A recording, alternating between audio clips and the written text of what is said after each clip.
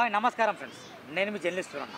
ప్రస్తుతం నేను హైదరాబాద్లోని ఉస్మానియా కాలేజ్ దగ్గర ఉన్నాం. ఇది నథింగ్ బట్ ఉస్మానియా క్యాంపస్లో ఆర్ట్స్ కాలేజ్ ఎదురుగా ఈ యొక్క గ్రౌండ్లో ఉన్నాను.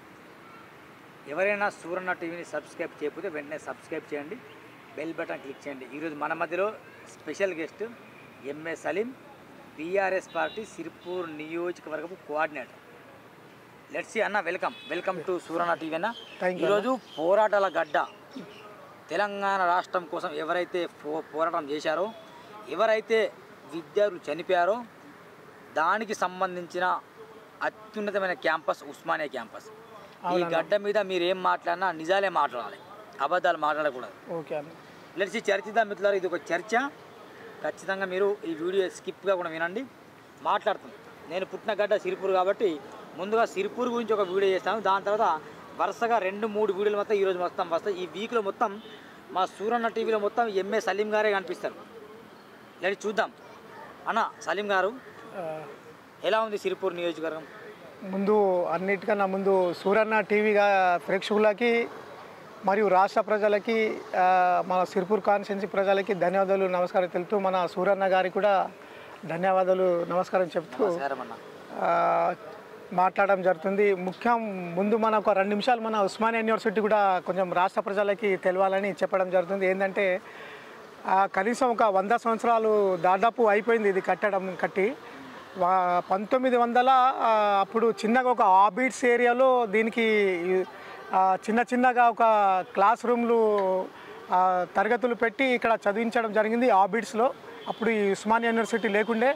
ఆ తర్వాత ఏమో ఇట్లా మెల్లమెల్ల నడవంగా ఏమో మీర్ ఉస్మాన్ అలీ ఖాన్ కూడా మన దీనికి ప్రోత్సహించి చాలు చేసి అలా ఉర్దూ మొదటి లాంగ్వేజ్గా చేర్చించడం జరిగింది. అక్కడ నుంచి నడవంగా మళ్ళా దీనికి బ్రిటిష్ వాళ్ళు కూడా చూసి 1913లో వాళ్ళు కూడా ఈ ఉస్మానియా యూనివర్సిటీ లాగా పెడతామని వాళ్ళు కూడా కనీసం పట్నా, బనారస్, మైసూర్లో ఈ యూనివర్సిటీ వాళ్ళు కూడా పెట్టడం జరిగింది. ఆ తర్వాత మన మీర్ ఉస్మాన్ అలీ ఖాన్ కూడా దీనికి పకడ్బందీగా ఇట్లా మనం ఖచ్చితంగా చేస్తామని 1900 ఏప్రిల్ 6 రోజు మన 17 రోజున దీనికి ప్రారంభించడం జరిగింది. ఎంత అంటే 25 మెంబర్స్ లెక్చరర్లతోటి ఒక 225 స్టూడెంట్స్ తోటి దీనికి స్థాపించబడ్డది. 1919లో ఇంటర్, మళ్ళీ 1921లో డిగ్రీ, 1923లో ఒక పోస్ట్ గ్రాడ్యుయేటు, ఆ తర్వాత మెడిసిన్స్, ఈ రకంగానే పెంచుకుంటూ వెళ్ళారు. ఆ తర్వాత ఆయన ఆలోచన ఏమొచ్చిందంటే ప్రపంచ దేశాలు కూడా అమెరికాలో, లండన్, మన కొలంబోలో కూడా యూనివర్సిటీలు చాలా ఐఎస్లో పెద్దగా ఉన్నాయి కదా, అక్కడ రూపకల్పన చేసి మరి ఏం చేయాలని ఆలోచించి మళ్ళీ ఇక్కడ ఎవరైతే ఆర్కిటెక్చర్స్ ఉండేనో సయీద్ అలీ గారు, మళ్ళా నవాబు జైన్ సింగ్ బహదూర్ వీళ్ళకి ఆదేశాలు ఇచ్చి ఉస్మానియా గారు అమెరికాకి పంపడం జరిగింది. అక్కడ కాలిఫోర్నియా, కొలంబోలో ఇటువంటి యూనివర్సిటీ ఏదైతే కనబడుతుందో సేమ్ యాజ్ ఇట్ ఈస్ స్ట్రక్చర్స్కి అదే స్ట్రక్చర్కి ప్లాన్ తీసుకొని, ఇంజనీరింగ్ ప్లాన్లు తీసుకొని ఇక్కడ రావడం జరిగింది. మళ్ళీ ఆయనకి చూస్తే చాలా సంతోషంగా అగ్రి చేసి మళ్ళీ దానికి కట్టడం చాలు చేశారు. 1923 నుంచి 1939 వరకు ఇది కట్టడం జరిగింది. ఆ తర్వాత మన రాష్ట్రంలో ఉర్దూ లాంగ్వేజ్ ఏదైతే ఉందో ఉస్మాన్ యూనివర్సిటీ పెట్టినప్పుడు అక్కడ నుంచి స్వతంత్రం వచ్చిన దాకా ఉర్దూ లాంగ్వేజే ఫస్ట్గా ఉండే. స్వతంత్రం వచ్చిన తర్వాత మళ్ళా 1949 నుంచి ఆంగ్లంలో మార్చబడింది. మరి ఇంకొకటి ఏదైతే ఇట్లా అంటే ఇది రాష్ట్రం కొంచెం తెలవాలని ఇక్కడ కూర్చున్నామని దీని గురించి చెప్పాలని అనుకుంటాను. ఒక 2 నిమిషాలు చెప్తున్నాను. మళ్ళా ఏదైతే 2000 మళ్ళా అన్ని సంవత్సరాలు అంటే degree, post graduate, engineers, medicines, LLB, ఇంకా సిఏ, ఏదైనా అన్ని శాఖలు విడివిడిగా ఉండే ఒక జాగాలో ఉండాలని అదే కట్టిన తర్వాత 1939 తర్వాత నుంచి ఒక జాగాలకు వచ్చి ఈరోజు ఇక్కడ ఉండడం జరిగింది. ఆ తర్వాత మన భారతదేశంలో 160 ఉస్మానియా యూనివర్సిటీలు ఉన్నాయి. అంటే ఈ యూనివర్సిటీలు ఉన్నాయి, ఉస్మానియా కాదు, యూనివర్సిటీస్ 160 ఉన్నాయి భారతదేశంలో. కానీ దీనికి ఇప్పుడు ఉత్తర భారతదేశంలో మొదటి స్థానం ఉన్నది. మళ్ళా 2011లో ఏమో 10వ స్థానం వచ్చింది, 2010లో 7వ స్థానం వచ్చింది, 2007లో ఏమో ఖచ్చితంగా ఇప్పుడు 6వ స్థానంలో ఉన్నది. మన భారతదేశంలో 160 యూనివర్సిటీలలో 6వ స్థానంలో ఉన్నది. ఉత్తర భారతదేశంలో ఏమో, దక్షిణ భారతదేశంలో ఏమో నంబర్ 1లో ఉన్నది. ఇది మనకు ఇండియా టుడే పత్రిక కూడా చెప్పినటువంటి ఇది న్యూస్ అన్నట్టు నేను చెప్తున్నది. అంటే కొంచెం చదువుకున్న దీని గురించి అని చెప్పాలని చెప్పాను.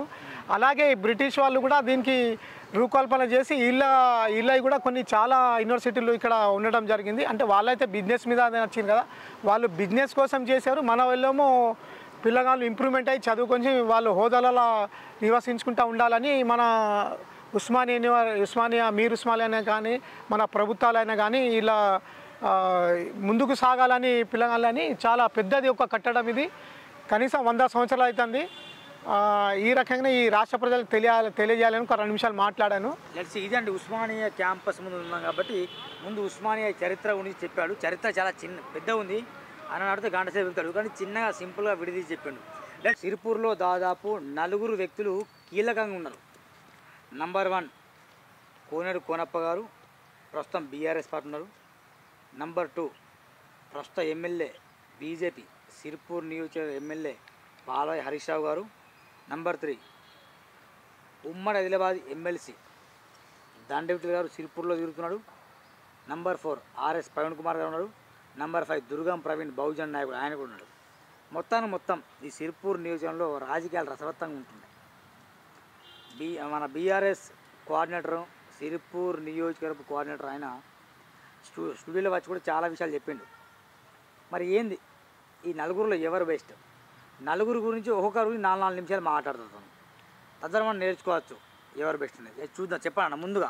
సూరన్న గారికి నమస్తే. అట్లానే సూరన్న టీవీ ఛానల్ ప్రేక్షకులు కూడా ధన్యవాదాలు, నమస్కారం చెప్తూ, సిరిపూర్ నియోజకవర్గం గురించి అడిగారు కాబట్టి మన సిరిపూర్ నియోజకవర్గం చెందిన ప్రజలు, కార్యకర్తలు అందరూ అన్ని పార్టీలకి చెందిన కార్యకర్తలు కూడా దీనికి వినాలని కోరడం జరుగుతుంది. ముఖ్యంగా ఇప్పుడు చూడండి, రాజకీయ ఫస్ట్ దండవిఠల్ గారు కూడా మంచి వ్యక్తే, కానీ రాజకీయంగా కొత్తగా ఉన్నారు. ఆయన మన కేటీఆర్ సారు దోస్తానా, అంటే ముందు నుంచి ఆయన అమెరికాలో చదివి అక్కడనే జాబ్ చేసుకుంటా మన కేటీఆర్ గారితోటి ఉండడం జరిగింది, రూమ్మేట్. అందుకే ఆయనకు పదవి ఇచ్చిందా? బహుశా దోస్తాన్లో పూట ఎవరైనా ఒక్కొక్కరికి హెల్ప్ చేసుకుంటారు కదా, ఆ రకంగానే ఇవ్వడం జరిగింది. మన ఖైరతాబాద్లో కూడా ఎమ్మెల్యేగా టికెట్ ఇచ్చి 18 నిలబెట్టడం జరిగింది, కానీ ఓడిపోయారు. ఆ తర్వాత 2022 అప్పుడు మనకు ఎమ్మెల్సీ ఏదైతే ఎన్నికలు జరిగినాయో అక్కడ ఆదిలాబాద్ నుంచి ఎమ్మెల్సీ పదవి ఇచ్చి గెలుపొందారు. అది కూడా మన కేటీఆర్ సార్ గారు ఇవ్వడం జరిగింది. ఆ కాడ నుంచి ఆయనకు కొంచెం పట్టుతోటి అటు తిరగడం జరుగుతుంది. ఇప్పుడు వచ్చి పార్టీ కాంగ్రెస్ వచ్చింది, ఇది మంచి క్వశ్చన్స్ అడిగారు. నేను నా ఆలోచన నాతోటి కూడా ఆయన ఉండే, నేను బీఆర్ఎస్లో కొనసాగుతున్నప్పుడు కూడా ఆయన కూడా బీఆర్ఎస్లో ఉండే. ఎంపీ ఎలక్షన్ కూడా ఇప్పుడు మన ప్రవీణ్ కుమార్ సారు అలంపూర్ నాగకర్నూల్లో ఏదైతే ఎంపీగా అక్కడ నిలబడారో అప్పుడు మన బీఆర్ఎస్గా ఇతనే ఉండే అప్పుడు మనకు ఇన్ఛార్జ్.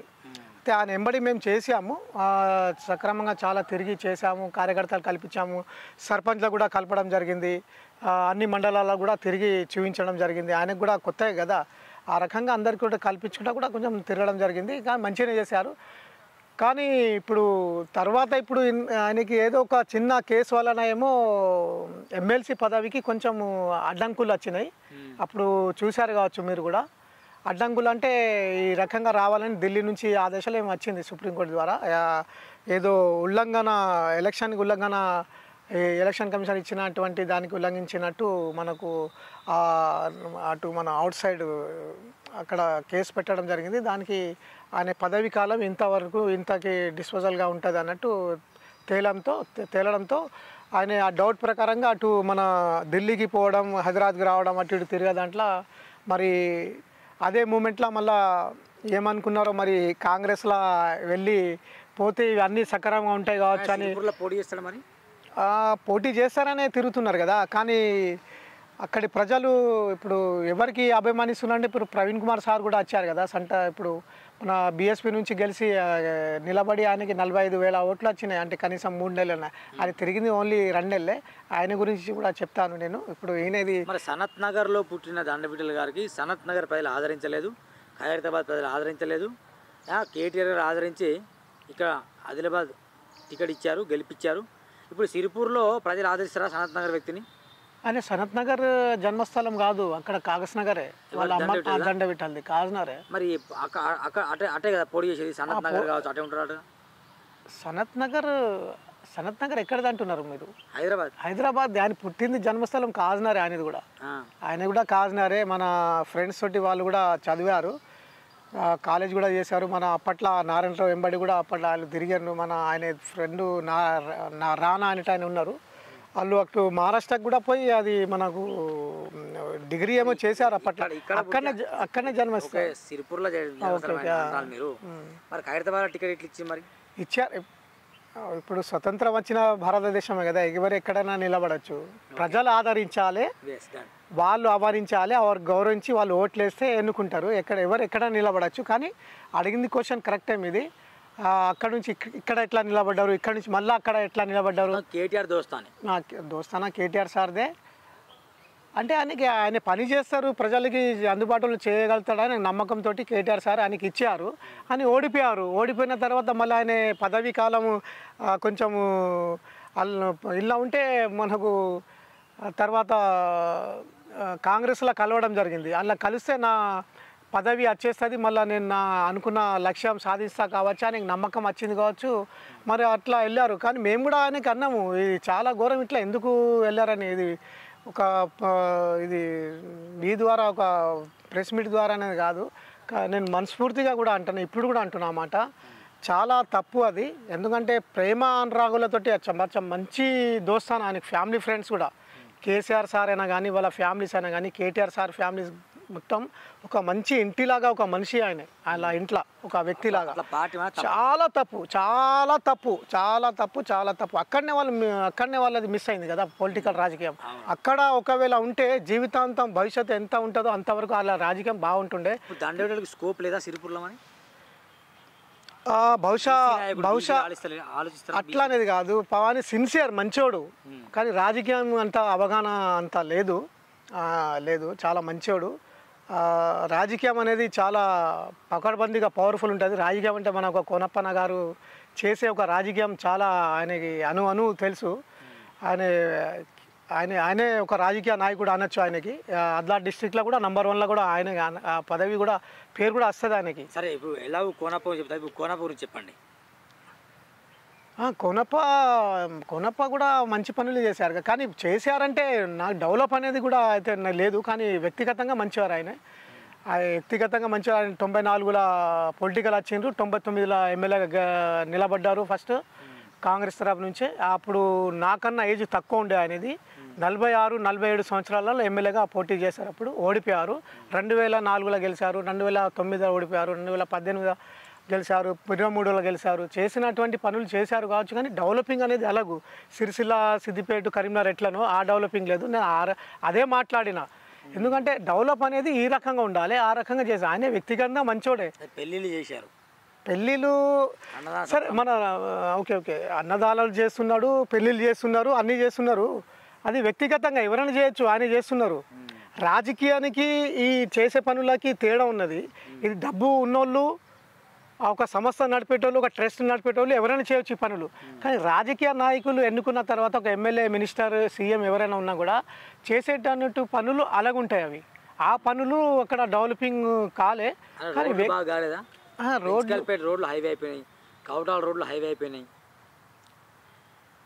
రోడ్లు మెయిన్ రోడ్ అయితే కాదు నుంచి హెడ్ క్వార్టర్స్కి వెళ్ళే రోడ్ రహదారులు అయితే డామర్ రోడ్స్ ఉన్నాయి, రోడ్స్ ఉన్నాయి. అంటే నేను రోడ్స్ అంటే హెడ్ క్వార్టర్కి వెళ్ళేది, పల్లెల నుంచి హెడ్ క్వార్టర్కి రావాలి, పల్లె నుంచి మళ్ళీ సిటీకి రావాలి, సిటీ నుంచి ఇటు రావాలని ఆ ప్రజలకి చేయకుండా మన రాష్ట్ర ప్రభుత్వమే ఆయనకే బడ్జెట్ ఆయన జేబులోకి వెళ్ళి ఇస్తారు. కానీ రాష్ట్ర ప్రభుత్వం కూడా మొన్న మీరు కూడా గ్రౌండ్ స్థాయిలో ఉన్న వాళ్ళు కరెక్ట్ లేకపోతే ఓకే గ్రౌండ్ స్థాయి అంటే కావచ్చు, చెప్పారు కావచ్చు, ఇయ్యనప్పుడు ఇయ్యలే కావచ్చు, మరి రాలే కావచ్చు. ఇప్పుడు చూడండి ఆయనే ఎమ్మెల్యే ఉంటే ఇప్పుడు ఒక పెద్ద పెద్ద హోదాలు మేధావులు మనకు బిల్ గేట్స్ ఉన్నారు. బిల్ గేట్స్ అంతా ఎంత మేధావి ఇంటర్నేషనల్లో నెంబర్ 1 ఉన్నారు. అంటే అన్ని ఆలోచనలు రావాలి. ఇప్పుడు నేను మాట్లాడే ఆలోచన ఆయనకు రావద్దు కావచ్చు. నేను ఇప్పుడు ఏదైతే మనం ఇక్కడ మాట్లాడుతున్నామో బిల్ గేట్స్ ఇంటర్నేషనల్ మేధావి, ఆయనకి రాదు కావచ్చు. ఎంత మేధావి ఉన్నా ఏదో ఒక మిస్సింగ్ ఉంటాయి. ఆ మిస్సింగే ఉన్నాయి కావచ్చు, లోహాలు. స్కోప్ లేదా మరి? చాలా ఉన్నది, ఎందుకు లేదు, ఉన్నది. ఎవరు బలమైన పోటీ ఎవరికి ఉంటుంది? వాళ్ళు హిసాబ్లో రారు. ఏమనుకోద్దు, మనకు ఇది అనాలిసిస్ అనే మాట్లాడేది ఒక నిజం. ఇది నిజంలా ఏంటిదంటే హరీష్ బాబు కూడా ఉండదు, దండ విఠల్ గారికి కూడా ఉండదు. వాళ్ళు పనులు చేసుకుంటున్నారు. వాళ్ళు ఎంతవరకు పోటీ ఎవరికి ఉంటుంది? పోటీ మన కోనప్ప గారికి, ప్రవీణ్ కుమార్ సార్ గారికి ఉంటుంది. ఇద్దరు ఒకటే పార్టీ ఇద్దరు పోటీ చేస్తారా? లేదు, నేను అనేది అర్థమైందా? పోటీలో మాత్రం వాళ్ళే ఉంటారు. ఒక పార్టీ ఉన్నా, 2 పార్టీలు ఉన్నా, ఇండిపెండెంట్ ఉన్నా, ఏ రకంగా ఉన్నా కూడా పోటీలో వీళ్ళిద్దరికే. ఒక పెద్ద పులి, ఒక శివం. ఇప్పుడు కుదిరింది ఇప్పుడు పిల్లి మేకాలు అనేది లేవు. ఒక పులికి ఒక సీఎం లాగానే ఇప్పుడు ఉన్నారు మన ప్రవీణ్ కుమార్ సార్. ఇప్పుడు కోనప్ప వ్యక్తిగతంగా మంచోళ్ళే, కిందే స్థాయి వాళ్ళు కూడా మంచిగా ఉండాలి కదా. ఇప్పుడు కోనప్ప ఇప్పుడు ఆదరిస్తారు, బాబు ఇలా పని చేయి, ఇలా చేయని చెప్తారు. కింది స్థాయిలు చేయాలి కదా, చేయకపోతే వాళ్ళకి చెడ్డ పేరు వస్తుంది. ఆ రకంగా ఎన్నో వచ్చినాయి అట్లా. ఆర్ఎస్పీ కూడా మంచోడే, ఆర్ఎస్పీ కింది స్థాయి చెడ్డలు అయితే నంబర్ 1 ఆయనకు కూడా చెడ్డ పేరు వస్తుంది. నేను ఇది అందరికీ వర్ధిస్తుంది, నేను ఒక్కరికి మాట్లాడా, అందరికీ వర్ధిస్తుంది. ప్రవీణ్ కుమార్ సార్కి, కోనప్పకి, స్టేట్ లెవెల్ అందరికీ, ఎమ్మెల్యేలకి, మినిస్టర్లు అందరికీ వర్ధిస్తుంది. కింద ఈ స్థాయి వాళ్ళు అక్కడ తప్పు చేస్తే వాళ్ళకే చెడ్డ పేరు వస్తుంది. వాళ్ళు మంచి పనులు పిఏలు వాళ్ళ కింద మాలాంటి కార్యకర్తలు అందరూ మంచి పని చేస్తే మంచి పేరు వస్తుంది. ఇప్పుడు ప్రవీణ్ కుమార్ సార్ ఉన్నారు. Praveen Kumar sir highest brand. నేను చెప్పడం మొన్న చెప్తా అనుకున్నా, చెప్పలేదు కానీ ఇప్పుడు చెప్తున్నాను. Praveen Kumar is number 1. ఒక స్టేట్ కాదు, ఒక ఇండియాలో, భారతదేశంలో, మన ఇతర దేశాల్లో కూడా ఉన్నారు.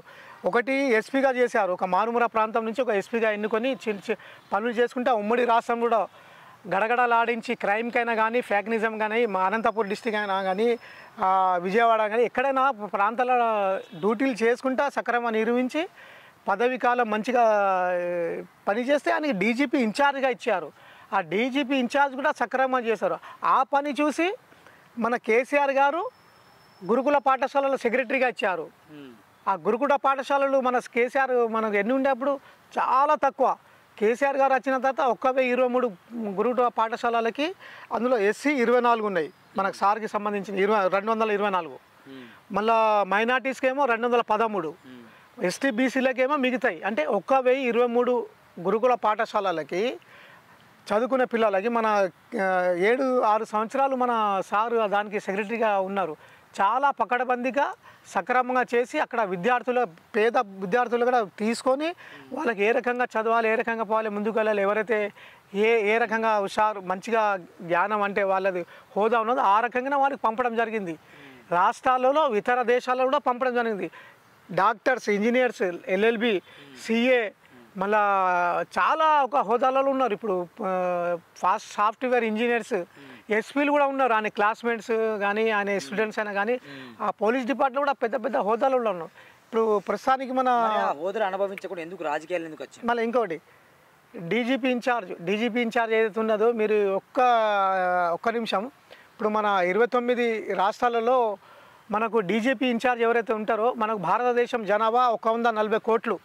140 కోట్లలో 29 రాష్ట్రాల డీజీపీలకి ఒక మీటింగ్ అత్యవసరం పెడితే ఢిల్లీలో రాష్ట్రపతి అయినా కానీ, ప్రైమ్ మినిస్టర్ అయినా కానీ, డిఫెన్స్ డిపార్ట్మెంట్ అయినా కానీ ఇలా పిలిచి అక్కడ మీటింగ్ పెడితే టోటల్ 140 కోట్ల మందిలో 29 సెలెక్టెడ్లా మన ప్రవీణ్ కుమార్ సార్ కూడా ఒకటి ఉంటారంటే అక్కడ ఢిల్లీలో మాట్లాడేటప్పుడు మన సిరిపూర్ కాన్స్టిట్యూన్సీ ప్రజలు, నేనైనా కానీ, అక్కడ కార్యకర్తలు కానీ ఆయనతోటి మనం తిరుగుతుంటే మనకు ఎంత గౌరవ కారణం. 140 crores 29 రాష్ట్రాల్లో 29 మెంబర్లనే ఈ ఒక్క వ్యక్తి మన ప్రవీణ్ కుమార్ సార్. అటువంటి వ్యక్తితోటి మనం అక్కడ తిరుగుతున్నాం. కరెక్ట్. అంత గొప్ప వ్యక్తి ఎందుకు రాజకీయాలు ఎందుకు వచ్చింది దీంట్లో? రాజకీయాలు అంటే ఇప్పుడు గురుకుల పాఠశాలలు కూడా ఆయనకి ఇవ్వడం జరిగింది. ఆయన సక్రమం చేశారు. పోలీస్ డిపార్ట్మెంట్ కూడా సక్రమం చేశారు. అట్లా నిజాయితీగా చేస్తేనే కదా ఇన్ఛార్జ్ డీజీపీ ఇచ్చారు. గురుకుల పాఠశాల సెక్రటరీగా ఇచ్చారు. ఓఏ విద్యార్థులు అప్పుడు ఉద్యమంలో పరిశాన్ ఉండి వాళ్ళకి కేసులు బుక్ అయితే కూడా స్పెషల్ ఇన్ఛార్జ్ కూడా ఇచ్చి వాళ్ళకి సక్రమంగా నిర్వహించడం జరిగింది ఆ డ్యూటీ కూడా. అవి అన్నీ చూసే కదా నేను దీంతో చేస్తూ ఉంటే పిల్లలు ఈ భవిష్యత్తుకి వెళ్తున్నారు, ఈ రకంగా డెవలప్ అవుతున్న పిల్లలు, ఈ ప్రజలు ఇంత కష్టాలు ఉన్నారు ఇంకా చేస్తామని ఆయన పదవి కాలానికి రాజీనామా ఇచ్చి ప్రజల కోసం బీఎస్పీలో పర్వాలే ఓకే బీఎస్పీలో చేరాను. ఎన్ని పార్టీలు లేరు, ఇప్పుడు 8 పార్టీలు చేరిన వాళ్ళు ఉన్నారు. కేసీఆర్ గారిని మస్తు తిట్టిండు, ఒప్పుకుంటారా? కేసీఆర్ గారిని అనరాని బూతులు తిట్టిండు, డబల్ బెడ్రూమ్ విషయంలో తిట్టిండు, కరెంటు సమస్యల విషయం తిట్టిండు, ప్రాణత్యాల విషయంలో తిట్టిండు, 1,00,000 కోట్ల స్కామ్ చేసిన తిట్టిండు. కేసీఆర్ని అనరాని మాటలు విపరీతంగా అని అనేసి మా గారికి కేసీఆర్తోనే జత కట్టి దీన్ని ఎట్లా చూస్తారు మరి? ఇది మీరు అన్నది కావచ్చు, కానీ ఆ టైంలో ఆ రకంగా ఉండే ఆ సీన్ కావచ్చు, ఆ రకంగా అన్నారు కావచ్చు, కానీ అప్పుడే ఆయన కొత్తగా వచ్చారు కదా, మొత్తం తప్పు తెలుసుకున్నాడేమో. లేదు, రాష్ట్రము అవతరణం, రాష్ట్రం డెవలపింగ్, బడ్జెట్ డెవలపింగ్ ప్రజలకి మన కేసీఆర్ గారు గత 1956 నుంచి 2013 వరకు ఎత్తైతే మన రాష్ట్రం వెనుకబడి ఉందో ప్రాంతాలు మనకు ప్రభుత్వాలు ఏదైతే మనకు డెవలపింగ్ చేయలేదో ఈ 14 నుంచి 23 వరకు 22 వరకు ఏ రకంగా మన కేసీఆర్ గారు దీనికి ఎక్కడికో తీసుకెళ్లారంటే ఆయనకి అవగాహన వచ్చిన తర్వాత కాదనక కాంగ్రెస్ వాళ్ళు కూడా ఆయనకి పిలిచి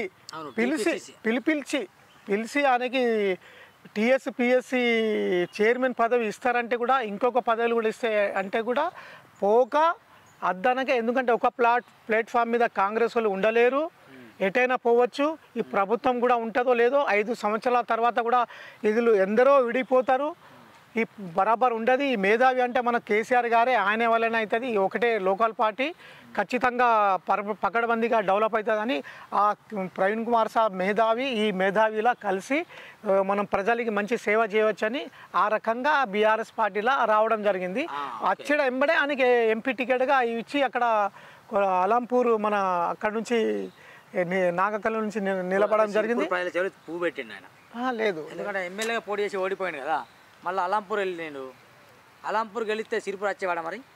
చూడండి మన సూరన్న గారు మీరు అన్నది కరెక్ట్. ఇది ఎంపీగా గెలిస్తే సిరిపూర్కి వచ్చేవారా? దీని గురించి నేను మాట్లాడతా ఇప్పుడే, అందుకే నేను కొన్ని క్వశ్చన్స్ మాట్లాడతా. ఇప్పుడు మన రాష్ట్రంలో ఒక డీజీపీ, ఒక జడ్జి గారు, హైకోర్టు జడ్జి గారు, ఒక గవర్నర్, ఒక సీఎం, 4 పెద్దలు ఉంటారు స్టేట్లో, అంతే కదా. ఇప్పుడు మన ప్రవీణ్ కుమార్ సార్ కూడా రాష్ట్ర నాయకులు కదా. అవును, రాష్ట్ర నాయకులు అంటే మనకు ఎటైనా తిరగచ్చు అని ఆయనకి మన ప్రధాన కార్యదర్శి స్పెషల్ పోస్ట్ ఇచ్చారు, ఎక్కడైనా తిరగచ్చు. కానీ అప్పుడు ఆ పోస్టు లేకుండే, కానీ ఆయన ఎక్కడైనా నిలబడచ్చు. నేను చెప్పిన కదా స్వతంత్రం ఎవరు ఎక్కడైనా నిలబడచ్చు. ఇక ఇప్పుడు సీఎం గారు కూడా 2 జాలా నిలబడతారు, 3 జాలా నిలబడతారు. అప్పట్లో ఎన్టీ రామారావు కూడా ఆంధ్రలో ఒకసారి నిలబడ్డారు, ఇక్కడ కూడా నిలబడ్డారు, అక్కడ గెలిచారు, ఇక్కడ ఓడిపోయారు. అంటే ఆ రకంగానే ఆయన ఆలోచించి అక్కడ గెలుస్తారు కావచ్చు. ఎంపీ గెలిచినా కూడా అక్కడి ప్రజలకైనా కానీ ఇక్కడ ప్రజలు కానీ మంచి చేస్తాననే కదా, మేలు చేస్తాననే అక్కడ నిలబడ్డారు. అవకాశం వచ్చింది, కానీ అక్కడ ప్రజలు అనుకూలంగా ఓట్లు వేయలే, ఓడిపోవడం జరిగింది. మళ్ళీ సిరిపూర్ వచ్చిండు. ఓకే, సిరిపూర్ అంటే ఆయన పుట్టుక, ఇప్పుడు రాజకీయ పుట్టుక అంటే సిరిపూరే ఉన్నది. మన ప్రవీణ్ కుమార్ సార్కి ఎట్లా ఎయిడ్స్ పెడతారు, అది కూడా సిరిపూర్లో ఉంటుందట ఖచ్చితంగా ఆయన అన్నది. ఎందుకంటే మీరు ఆలోచించండి, పుట్టుక ఆయన రాజకీయ ప్రయాణం అక్కడి నుంచే స్టార్ట్ అవుతుంది.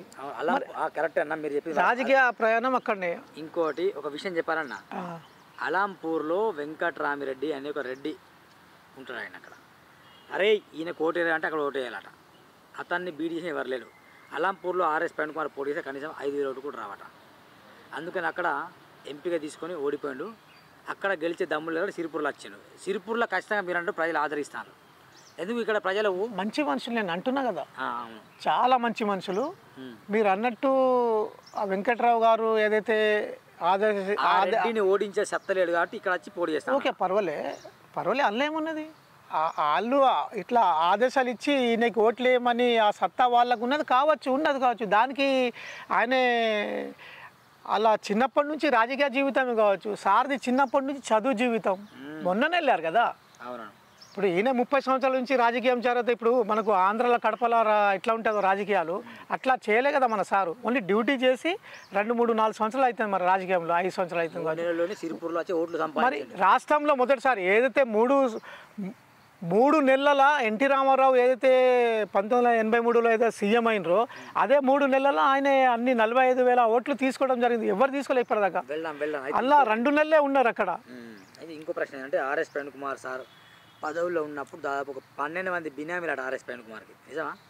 12 మంది బినామీలాట, 12,000 కోట్ల ఆస్తున్నాయట. ఆయన సగం ఆస్తి మొత్తం 12,000 కోట్ల ఆస్తి, 12,000 కోట్ల 100 కోట్ల 12,000 కోట్ల ఆస్తి ఉందట మన ప్రవీణ్ కుమార్ సార్. ఓఆర్ఆర్ చుట్టూ కూడా కొన్ని భూములు ఉన్నాయట. దాంట్లో పెద్దపల్లికి సంబంధించిన వ్యక్తుల దగ్గర కూడా ఆయన బినామీ ఉన్నాడట. సగం ఆస్తి మొత్తం కెనడాలో ఉన్నదట. అందుకే కెనడా ట్రిప్ వేస్తాడట, అక్కడ నుంచి చెక్కులు తీసుకొస్తాడట అనే ఒక చర్చ నడుస్తాను. నిజమా కదా? ఎంత ఆస్తి ఉండొచ్చు భవిష్యత్? లేదు, దాని గురించి మాకు తెలియదు. ఆయన అట్లా లేదని ఆయనకు చూస్తేనే అర్థమవుతుంది.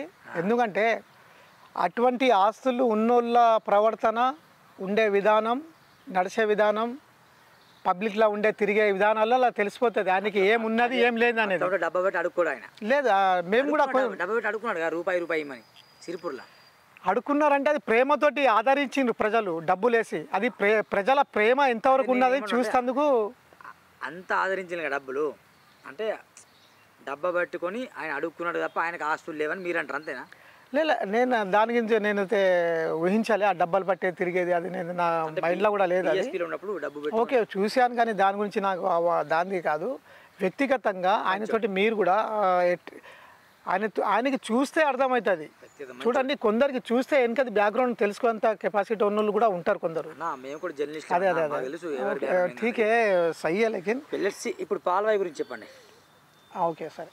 పాల్వాయి సింపుల్ మంచి అబ్బాయి.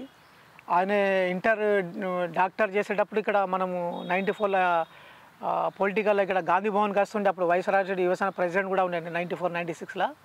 అప్పుడు గాంధీ భవన్కి నేను వచ్చేటప్పుడు మనం పీపీఆర్ కోటర్కి వెళ్తామని అప్పుడు వెళ్ళినప్పుడు ఆయన చదువుకొని డాక్టర్ ఏదో కోర్స్ చేస్తుండే, చిన్నగా ఉండే. అప్పుడు మంచి ఒక అక్కడ సర్కిల్లో తిరగాలి. సిర్పూర్ కాన్స్టిట్యున్సీ సర్కిల్ ఏదైతే దోస్తారా ఉంటుంది, మనం ఎట్లా ఉంటున్నామో ఆ రకంగా ఉండాలి. ఆయన మొత్తం బయటనే చదువుకుంటా బయట ప్రపంచంలో గడిపారు. చాలా మంచి ఒక సర్కిల్లో ఒక మెయింటెనెన్స్లో ఉన్నారు. చాలా మంచోడు. కానీ ఆయనకి అవగాహన కొంచెం పొలిటికల్లో లేదు. ఆయన ధర్నాలు చేస్తాడు రోడ్ మీదకి వచ్చి, ఏముంటుంది ఆయనకి. నేను ఈరోజు కూడా అంటున్నా, ఆ రోజు కూడా అనలే. దయచేసి మీ చేతిలో ఉన్నది ఖచ్చితంగా మన సూరన్నగా కొంచెం అంటే సూరన్న టీవీ ద్వారా మీకు తెలపడం ఏమంటున్నా. ఇప్పుడు కూడా మీరు 8 ఎంపీలు బీజేపీ ఉన్నారు, మన కాంగ్రెస్ ఎంపీలు కూడా 8 ఉన్నారు. మళ్ళీ బీజేపీ మన డిస్టిక్ నుంచి 4 ఉన్నారు ఎమ్మెల్యేలు.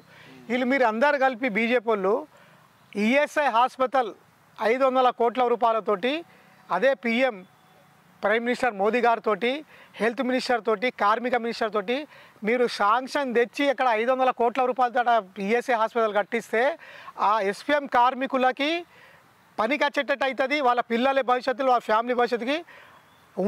ఉమ్మడి డిస్టిక్లో అయితే 28-30 లక్షల మంది ఉన్నారో వాళ్ళకు కూడా పనికి వస్తుంది. ఎందుకంటే గత 8 నెలల కిందట నేనే అందులో లోపల పోయి మొత్తం వీడియో ఫొటోస్ తీసి బయటి ప్రపంచంకి తెలపడం జరిగింది. శిథిలాలకి వాస్తా ఉన్నది మొత్తం తీసి బయటకు వచ్చింది అక్కడ నుంచి హాస్పిటల్. మీరు తప్పకుండా చేయాలని మన హరీష్ బాబు గారికి చెప్పడం జరుగుతుంది.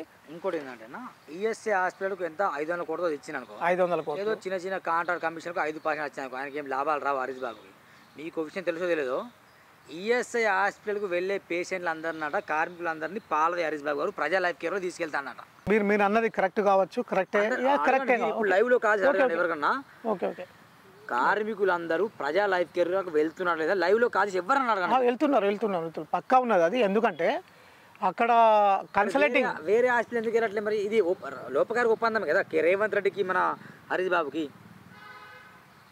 ఈయన వేరే హాస్పిటల్ లేవు మరి, కిమ్స్ హాస్పిటల్ ఉంది అక్కడ. ఇప్పుడు ఆయనకి ఉంది. ఇప్పుడు నేను చెప్పేది అదే కావచ్చు. ఆయనకి అట్లా ఒప్పందం కుదిరిందా లేదా అనేది ఖచ్చితంగా నేను చెప్పలేను. ఎందుకంటే ఇప్పుడు ఆయనకి కూడా కాకపోతే ఎవరి దగ్గర పోవచ్చు, ఈ కార్మికులు ఎవరి దగ్గర పోవచ్చు. అంటే ఎస్పీఎం ఏదైతే వాళ్ళకి ముందే ఎస్పీఎంలో ఇంత జీతం ఉన్నదంటే చాలా తక్కువ, 15-18 వేల జీతం. 4,000 ఉద్యోగాలు ఇచ్చిన హరీష్ బాబు. 4,000 ఉద్యోగం పనే లేదు ఆడ. ఎట్లా ఇవ్వగలుగుతారు వాళ్ళు ఇవ్వలేరు, వీళ్ళు పెట్టలేరు. ఎందుకంటే వాళ్ళకి జీతాలు కనీసం 35 నుంచి 40 వేల జీతం ఉండాలి, వాళ్ళ క్యాంటీన్ ఉండాలి, సేఫ్టీ డ్రెస్ ఉండాలి, ఈఎస్ఐ హాస్పిటల్ ఉండాలి, మళ్ళా వాళ్ళ పిల్లలకి 18 భారతదేశంలో కాలేజ్ ఉన్నాయి, మెడికల్ కాలేజ్ వాళ్ళకి చదవడానికి. ఇప్పుడు ఇప్పుడు ఏదైతే మీరు అన్నారో కన్సల్టేట్ ఏదో హాస్పిటల్ ఉన్నది కార్మికులు ఇక్కడ పంపడం జరుగుతుంది, ఏసలా ట్రీట్మెంట్ లేకుండా. మళ్ళీ బిల్స్ కూడా రావాలంటే మళ్ళీ అక్కడ ఆంధ్రకు మన విజయవాడ, విశాఖపట్నం, తిరుపతిలో ఉన్నది దీని హెడ్ ఆఫీస్ ఈ మన ఎస్పీఎంది. ఆ రోజులలో వాళ్ళకి చాలా హీనంగా చూస్తున్నారు. అందరు ఖచ్చితంగా వాళ్ళకి హెల్ప్ చేయాలి. అటువంటి పనులు ఉంటే చెయ్యొద్దు. అది ఆ ఒప్పందం ప్రకారంగా తన హాస్పిటల్ తిప్పుకుని కార్మికులకి ట్రీట్మెంట్ చేసి వాళ్ళ డబ్బులు ఇట్లా తీసుకుంటారంటే అట్లా చేయకూడదు. అది చాలా తప్పు. ఒకవేళ అంటే నిర్ధారణ అయితే చాలా తప్పు, మీకే చాలా బ్యాడ్ నేమ్ వస్తుంది. కానీ మీరు మాత్రం మీ పదవి కాలంలో ఒకసారి ఢిల్లీ ఎన్నిసార్లు పోతారో మీరు అందరు కలిసి దీనికి ఎక్కడ 500 కోట్ల రూపాయలు ఈఎస్ఐ హాస్పిటల్ పెట్టి నీమ్స్ మల్టీ స్పెషాలిటీ హాస్పిటల్ కట్టాలని మీ పీరియడ్లోనే నేను అడగడం జరుగుతుంది. ఎందుకంటే మీకు మంచి పేరు వస్తుంది. తాలూకాలో ఏం చేస్తారో ఏం చేయరో అది మీరు మంచిగా చేయాలి. కానీ ఈఎస్ఐ హాస్పిటల్ కూడా చాలా ముఖ్యం. అందరు రాజకీయ నాయకులు దీనికి ముందుకొచ్చి మన ఢిల్లీకి పోయి ఈ ముగ్గురుతోటి మాట్లాడి 500 కోట్లు 50 లక్షల కోట్ల రూపాయలు అక్కడ భారతదేశం 50 లక్షల కోట్ల రూపాయలు బడ్జెట్ ఉన్నది. 14 లక్షల కోట్ల రూపాయలు ఆర్బీఐ డిపార్ట్ది, ఈ 36 లక్షల కోట్ల రూపాయలేమో సెంటర్ ఫండ్. అది 50 లక్షల 500 కోట్లు 5 రూపాయల సమానం. 500 కోట్లతోటి హాస్పిటల్ పెడితే లక్షల కొద్దిగా మందికి పనికి వస్తుంది. ఇంత దూరం రావాలన్నా 2 రోజులు అయితే అక్కడ నుంచి రావాలంటే పల్లెల నుంచి సెంటర్లోనే ఏదవుతుంది పిల్లగాళ్ళకి అక్కడ ఏదైతే పేషెంట్లు వస్తారో మళ్ళీ వాళ్ళకి 20 నుంచి 30 వేల రూపాయలు 40 వేల రూపాయలు రావడం పోవడం దానికి అంబులెన్స్కి. ఎవరు చూస్తారు? దీని మీద శ్రద్ధ ఉంచారా?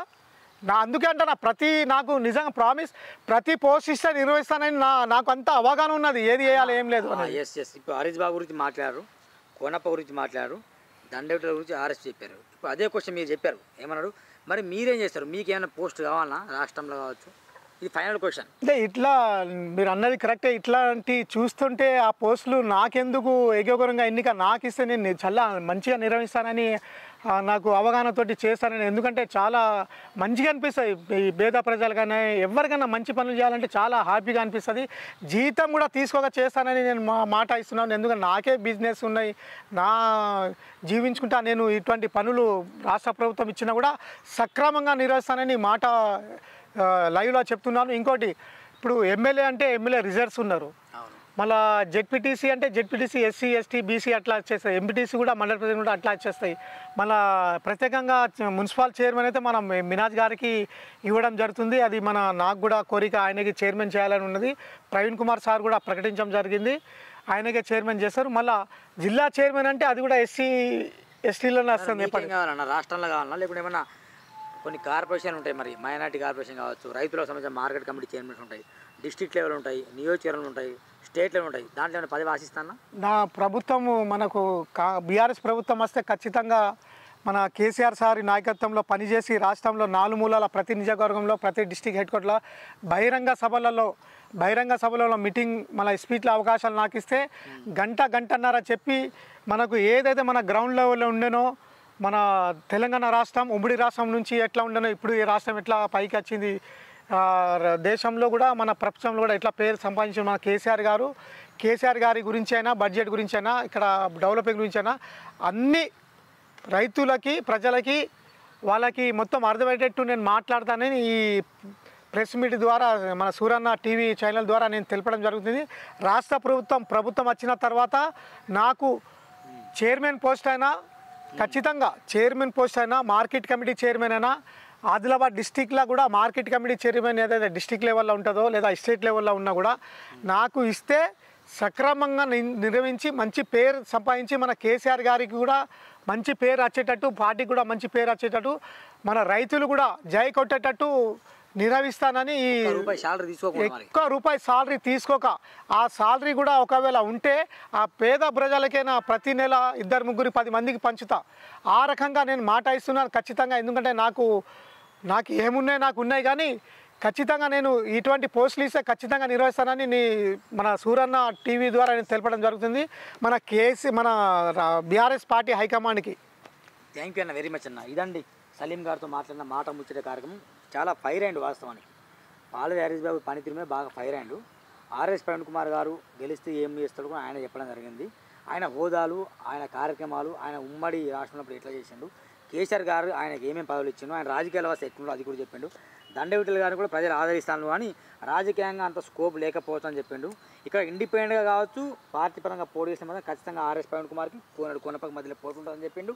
అంత మాత్రం కూడా తనకు ఏ పోస్ట్ ఇచ్చినా కానీ ₹1 శాలరీ తీసుకోకుండా, ₹1 జీతం తీసుకున్నా ఆ జీతం ఇచ్చిన వాడికి పేద ప్రజలకు ఇచ్చుకుంటా ఖచ్చితంగా నేను పార్టీ కొరకు కష్టపడతా, కేసీఆర్ గారికి మంచి పేరు చేస్తాను చెప్పడం జరిగింది. ఇది మాట ముచ్చటి కార్యక్రమం. Thank you very much. Bye bye అన్న. థ్యాంక్ యూ అన్న, థ్యాంక్ యూ.